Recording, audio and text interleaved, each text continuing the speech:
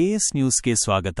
ಶ್ರೀ ಮದ್ ವೀರಶೈವ ಧರ್ಮ ಸಂಸ್ಥಾಪಕರಾದ ಶ್ರೀ 1008 ಜಗದ್ಗುರು ರೇಣುಕಾಚಾರ್ಯರ ಜಯಂತ್ಯೋತ್ಸವವನ್ನು ಇಂದು ಬೆಳಿಗ್ಗೆ ಸಕಲ ವಾದ್ಯ ಹಾಗೂ ಮಹಿಳೆಯಿಂದ ಕುಂಭಮೇಳದೊಂದಿಗೆ ಶ್ರೀ ಜಗದ್ಗುರು ರೇಣುಕಾಚಾರ್ಯ ಮೂರ್ತಿ ಮೆರವಣಿಗೆ ನಗರದ ಪ್ರಮುಖ ಬೀದಿಗಳಲ್ಲಿ ವಿಜೃಂಭಣೆಯಿಂದ ಶ್ರೀ ವೀರಶೈವ ಕಲ್ಯಾಣ ಮಂಟಪಕ್ಕೆ ತಲುಪಿತು. ಪುಷ್ಪಾರ್ಚನೆಯೊಂದಿಗೆ ಕಾರ್ಯಕ್ರಮವನ್ನು ಪ್ರಾರಂಭಿಸಲಾಯಿತು. ಉಪನ್ಯಾಸಕರಾಗಿ ಡಾ ಪರಮೇಶ್ವರಿ ವೀರಭದ್ರಯ್ಯ ಹೊಸಮಠ, ಬಾಲಕಿಯರ ಸರ್ಕಾರಿ ಪದವಿ ಪೂರ್ವ ಕಾಲೇಜು ಗುಳೇದಗುಡ್ಡ ಇವರು ಉಪನ್ಯಾಸ ನೀಡಿದರು. ಇದೇ ಸಂದರ್ಭದಲ್ಲಿ ಮುಧೋಳ ನಗರದ ವೀರಶೈವ ಲಿಂಗಾಯತ ಸೇವಾ ಸಮಿತಿ ಹಾಗೂ ಮಹಿಳಾ ಘಟಕ ಸಮಿತಿ ಕಾರ್ಯಕ್ರಮದಲ್ಲಿ ಉಪಸ್ಥಿತರಿದ್ದರು.